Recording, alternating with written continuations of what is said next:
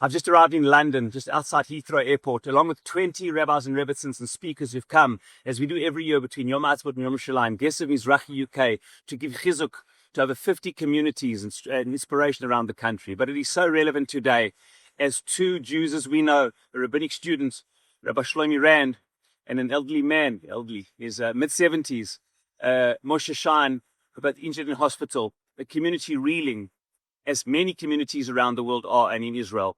And who has taken responsibility? This was not a lone ideological radical. Incredibly, diabolically, the Iranian murderous regime have taken full responsibility for this. Not only that, the embassy here, it was reported in a leading London newspaper, has actually encouraged the expats to go on heaven forbid, fatwas and killing sprees against Jews.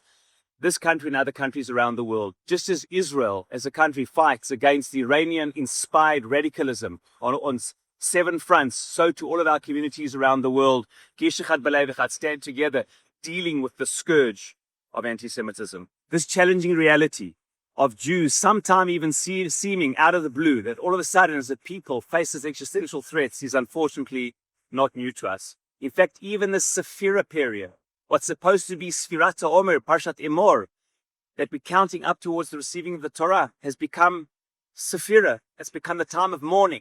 Now, why is this a time of mourning? It's a time of mourning because we know there are 2 different opinions. The one opinion, of course, is that the Talmud in the Gemara, it says in Masechet Yevamot that it happened because Rabbi Akiva's students died. And what did they die of? They died of sicknesses. That's what it says, a sickness called Askara. However, Rav Shreira Gaon, one of the leading Gaonim over 1,000 years ago, said no. He said they died in a shmad, in a religious persecution, which according to most opinions, interpret Rav Shreira Gaon, they were students of Rabbi Akiva. What religious persecution was at the time? The Bar Kokhba rebellion, fighting 60 to 70 years after the destruction of Yerushalayim, fighting for Jewish sovereignty in Yerushalayim. That's what Bar Kokhba was about, and he was supported by none other than the great Rabbi Akiva.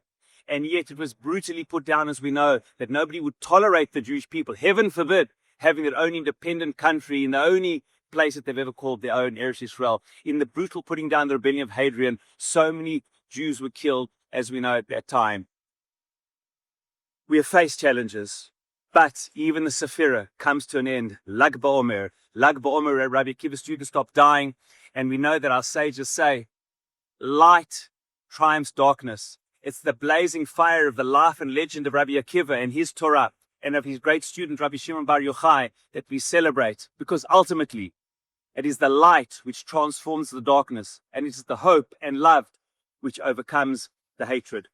Rabbi Akiva himself was murdered as a martyr on the beaches of Caesarea by the Romans themselves, and the city of Beitar came tumbling down, and it seemed to be all over, and how could there ever be Jewish pride and sovereignty again? And yet, we just celebrated the 78th year. The Jewish people returned to the same places that Rabbi Akiva walked, and his students who learn his Torah here once again. And therefore, whenever there is darkness and difficulty, we as Jews know how to stand up, fight for what we believe in, defend the values of Hashem, and defend the values of light.